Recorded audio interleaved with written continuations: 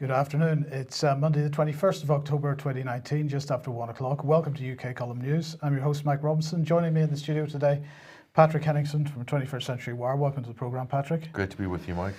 We're also going to be joined shortly by Dilyana Gaytandzhieva, who's joining us from Bulgaria. And we'll be talking about arms trading and so on. There have been some pretty major updates since we covered this story a couple of weeks ago. But we're going to get started with Brexit, I'm afraid, Patrick, because we obviously some developments over the weekend. So Boris lost the vote, as most people will know by now, for a meaningful vote on Saturday. That was the old deal, same as the old deal, it seems. We'll come on to that in a second. But following the vote, Boris made a statement. And in that statement, I think he perhaps gave the game away. So let's have a quick listen to this.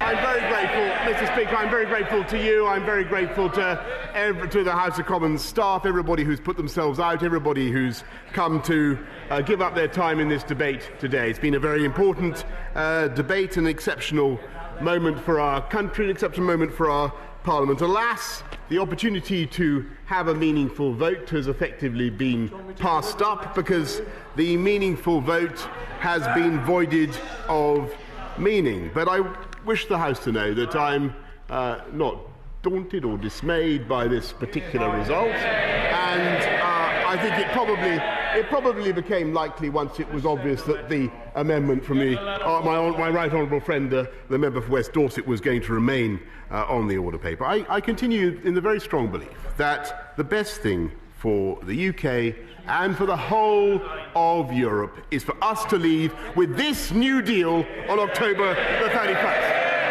And to anticipate the questions that are coming from the benches opposite, I will not negotiate a delay with the EU, and neither does the law compel me to do so. I will tell our friends and colleagues in the EU exactly what I've told everyone in the last 88 days that I've served as Prime Minister, that further delay would be bad for this country, bad for our European Union, and bad for democracy. So, did you spot it? I don't blame you if you didn't. It passed by very quickly, but it was this. He absolutely gave the game away. Further delay would be bad for this country, bad for our European Union, and bad for democracy. I think he is absolutely giving people what is in his mind at the moment. He is still a Remainer, despite everything that's happened in the last 3 years. And I think he's given the game away there. Now, of course, the phrase withdrawal agreement, that's slightly misleading as well. As we know, the treaty, it is going to be a treaty that would establish that during the transition Britain would be subject to EU laws, EU policies. And of course, that's not the spirit of the referendum.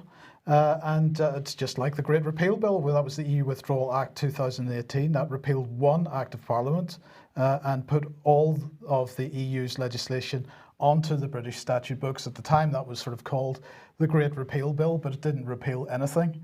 So this means, as I say, that during the transition period, assuming Boris's deal goes through this week, that we will continue to be subject to EU laws on everything: trade, state aid, competition policy, agriculture, fisheries, the works. And so during that transition, we will be subject to all the new policies, which is why, of course, Britain has said, for example, that we will implement the EU's copyright directive, which, of course, has got a pretty chilling effect on free speech, and pretty much every other directive that's going to come through. And, of course, that treaty, the Withdrawal Act that he's going to bring in, the 2019 Withdrawal Act that he's going to bring in this week, well, that will tie us in to everything that we've just talked about. But of course, that leads after the transition period to the future relationship. That's sort of the framework for that is the political declaration on the future relationship, one or more new treaties that we will be subject to. And again, this is not in the spirit of... But that's not what Labour is protesting in this bill. That's not what the Tory rebels are protesting, those parts of what you just mentioned, which are there, but that's not what they're raising Cain over. They've identified a bunch of other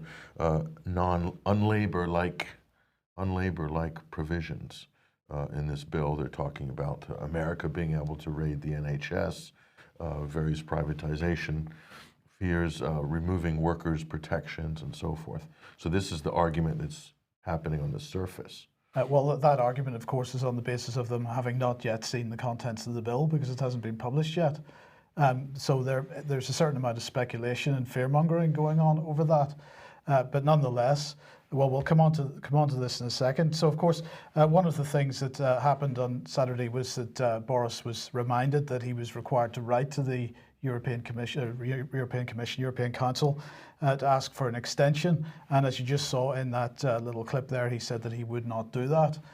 Well, he did and he didn't do it. He wrote the letter, but he didn't sign the letter. And then he wrote a couple of other letters, including this one. And the main thrust of this particular letter was that a further extension would damage the interests of the UK and the EU. He went on to say, and of course, this letter he did sign. So he didn't sign the letter, which allows him to pretend that he has fulfilled the requirements of the Benn Act, the act which required him to send that letter in the first place. But he has signed another letter saying that he doesn't want an extension. And of course, he says quite clearly in that third letter that he has said all along that he doesn't want an extension. So the chances are he isn't going to get one. But as we just mentioned, later on today, allegedly the Withdrawal Agreement Bill, WAB, will be published later today. This was the Bruges Group tweeting this out earlier. We will then know how the government's deal will be implemented in practice and in law.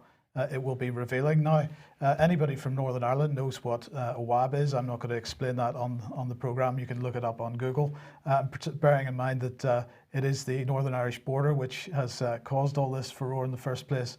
Perhaps that's quite an appropriate acronym. But anyway, you know, as for the Tory rebels and the ERG, here is the chairman of the ERG, Steve Baker, who right up to this point has been absolutely against Theresa May's deal, and so far mostly against Boris Johnson's deal, which is the same deal, of course. He was on the Today programme this morning saying vast areas of that withdrawal agreement are unchanged, and we're going to have to choke down our pride and vote on in the national interest. So the ERG seems to have abandoned what their previous view of the national interest was in favour of a new view of the national interest. Now it's in the national interest to go ahead with a withdrawal agreement, which they were absolutely against up until this point in time. And all of a sudden, Steve Baker and the rest of the ERG group absolutely not talking defence. That is now back off the table. We don't want to mention that at the moment. And of course, the other thing that has been going on in the background is that the one significant change, the consent change with respect to the backstop. The elephant in the room, of course, was the Northern Ireland Assembly has not sat in 2 years. The Northern Ireland Assembly has the final say on whether or not that backstop continues and Northern Ireland stays in this new customs arrangement with the EU, or whether Northern Ireland leaves that new customs arrangement with the EU. The elephant in the room was that the Assembly couldn't possibly make that decision because it hasn't sat for 2 years and no prospect of it sitting again at any point in the near future. Well, in fact, it is sitting today, but as a result of some shenanigans, because what's basically happened is that the Assembly was recalled as a result of a petition by the DUP over whether or not Northern Ireland would liberalise its abortion laws. So they're there to sit on that particular issue alone. It's pretty much not clear whether Sinn Féin will take part in that. But the Alliance Party certainly will not take part in that. The Alliance Party have said they won't attend. This is Paula Bradshaw tweeting this out earlier today. We want nothing more than to be able to see, this was yesterday, nothing more than to be able to see the restoration of a fully functioning assembly where all devolved matters could be addressed and that this legislative body is sustainable and not subject to the stop-start fiasco that has plagued it since its re-establishment under the Good Friday Agreement. Now, just to remind everybody, of course, the reason the Northern Ireland Assembly has not been sitting for 2 years is because the DUP was involved in this, or had instigated this green energy scheme, which turned out to be a complete scam in the sense that people were able to heat empty sheds in their fields and claim back more money than it was costing in electricity. And so this was why Sinn Féin walked out of the Northern Ireland Assembly 2 years ago, because the DUP wouldn't take any responsibility for that fiasco, as Paula Bradshaw calls it. Well, the DUP then playing more games today. So I do wonder what agreements have been made with Boris Johnson, whether this is some attempt to get the Northern Ireland Assembly up and running again, or at least be able to claim that it's up and running again. But we've got to remember that all the attempts to get it up and running again have been pretty much stopped by the DUP over the last couple of years. So just to be clear, by sending multiple letters to the EU, Boris Johnson has covered his backside, as it were. He's technically in compliance with the Benn Act because he did send the first letter, right? But he sent subsequent letters basically nullifying the first letter. So he did a statutory obligation legally. Well, this arguable. That sums up his position pretty well. His position is that he's fulfilled all the obligations, but as we reported in previous weeks, he was already talking to Varadkar and all the other EU leaders, making it clear to them that he did not want any kind of extension up until, right up to the present date. So the fact that he wrote that letter, they already knew that it was only him crossing I's and dotting T's, if you'll excuse the way I put that, in order to fulfill something that an obligation Parliament had put on him. They knew that his position was that he did not want that extension. And in fact, the EU doesn't want the extension either. So it's going to be very interesting to see what happens if the EU formally refuses the extension. Then it puts Parliament in a tricky situation because, of course, they will be left with making a choice between Boris's deal and no deal. And just quickly, before we move on, Keir Starmer is running point on Labour's effort to put a second amendment attached to, or second referendum attached to Boris Johnson's Leave bill. In other words, we'll support Boris Johnson's Leave deal, but as long as there's a second referendum attached to it, and that is a referendum put to the people based on Johnson's deal and also remain in the EU. So it's like, if you don't like Johnson's deal, then you automatically by default are going to select remain in the EU. This is what they've really pushed heavily in the press over the last 48 hours. So that depends whether, do you think there's any legs with that? I think it's going to be very interesting to see. Now, the reason that Boris's vote failed on Saturday was because of the Oliver Letwin's amendment. But Oliver Letwin made it clear when he introduced that amendment that he would vote for Boris's act this week. So the question is whether those, and all the other rebels and the ERG are also making it clear that they're going to vote for the act this week. So it's looking very like Boris has the numbers in order to get the act passed. But the question is whether any of those people would only vote for that act on the basis that you've just suggested. So that is a second referendum. Which changes the whole picture once again. It could do. Really, I think a second referendum would go down very, very badly with the electorate. And I think that the electorate would very much prefer an election rather than a referendum. But the BBC would love a second referendum. I think a lot of the mainstream press would love months to pick apart the deal and come up with like clause 6, paragraph 3. That's the deal breaker right there. Yeah. It's the whatever. It'll be like the O.J. Simpson trial, but for Brexit. So well, I think it'll become a national obsession. I think that's quite a good comparison there. It's very like the O.J. Simpson trial, isn't it? But anyway, right. Look, if you like what the UK Column does and you would like to support us, then please head over to ukcolumn.org/community. There are options for joining us there, and your support would be very much appreciated. Now, Patrick, let's get on to arms dealing and arms watch.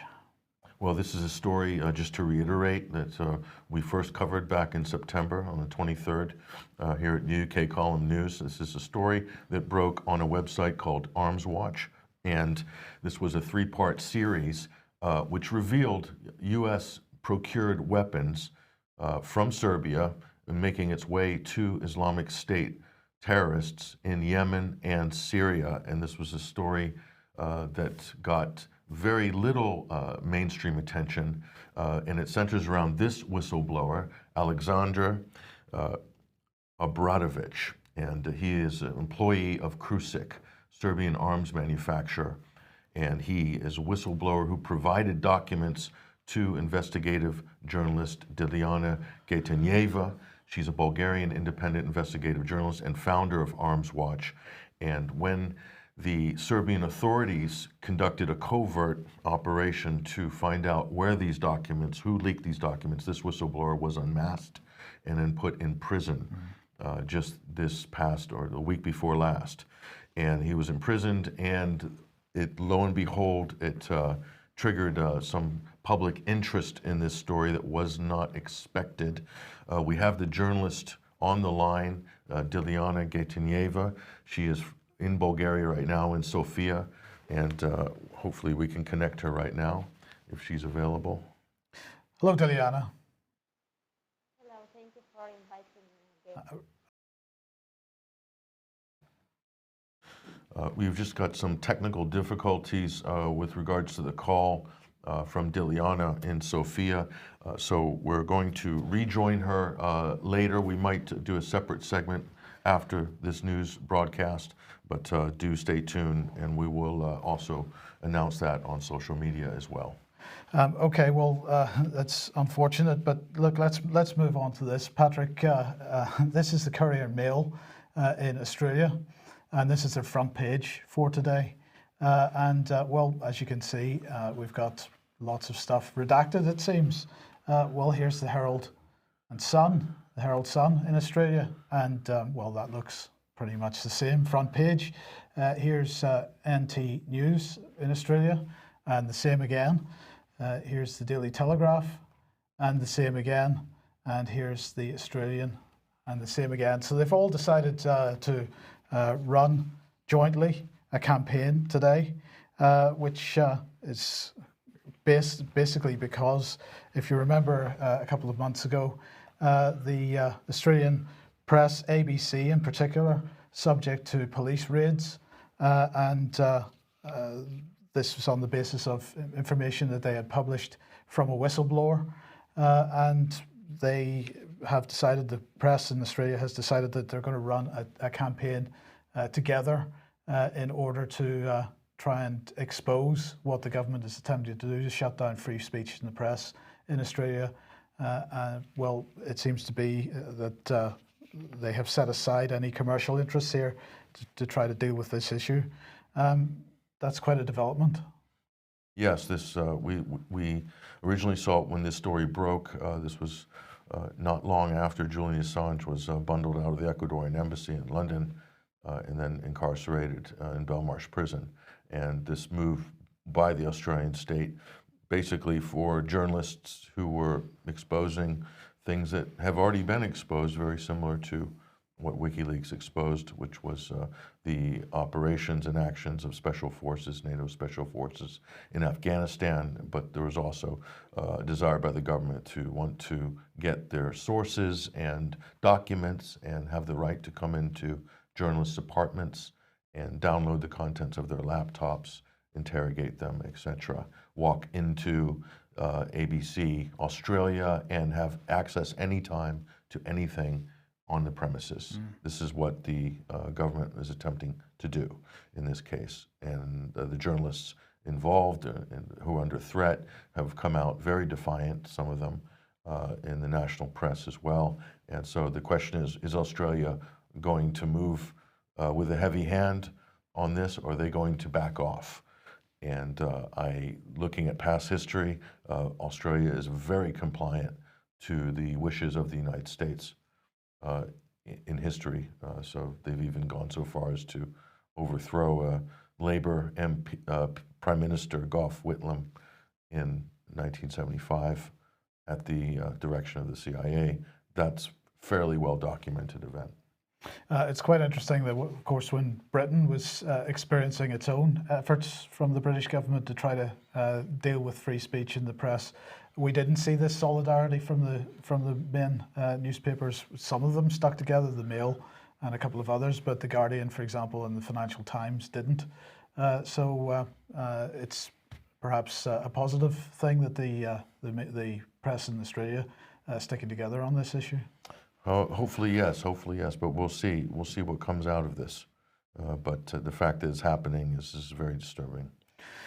Right, now, United States news then. Hillary Clinton in a podcast with, I think it was called Campaign HQ, with the former Obama campaign manager, David Plouffe, basically accused Tulsi Gabbard of being a Russian asset. And went on to not just smear Tulsi Gabbard, but also Jill Stein as well. And we have the audio of this. Let's go ahead. Let's have a listen to this. Let's play this. I'm not making any predictions, but I think they've got their eye on somebody who's currently in the Democratic primary and are grooming her to be the third-party candidate. She's the favorite of the Russians. They have a bunch of sites and bots and other ways of supporting her so far. And that's assuming Jill Stein will give it up, which she might not, because she's also a Russian asset. That's quite a statement, also a Russian asset. There must be an opportunity for libel there, slander at least. Well, the fact that this is commonplace now, this sort of rhetoric has been going now for 3 years. And what's interesting is Hillary Clinton has clearly done this as an attack on Tulsi Gabbard, who is a competitor in the Democratic race. She's protecting the top-tier candidates, Joe Biden, for instance, maybe Elizabeth Warren, the sort of chosen ones, as it were, of the Democratic National Committee. But the opposite has happened. Instead of getting some kind of a bump in the polls for those top-tier candidates, it's actually allowed Tulsi Gabbard to poll vote over quite a few of her competitors. Huge amount of support, media attention, a lot of sympathy, even from mainstream media pundits. Even half of CNN's talking heads are basically defending Tulsi as much as you could expect that they would, considering that it's a pro-Clinton network, CNN, but it's worked against Hillary.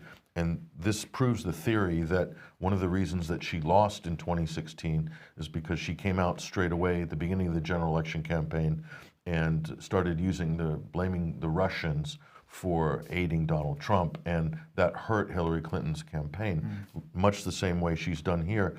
She's now floated the conspiracy theory that Tulsi Gabbard is a Russian asset, Jill Stein's a Russian asset. It's, again, worked against Hillary Clinton.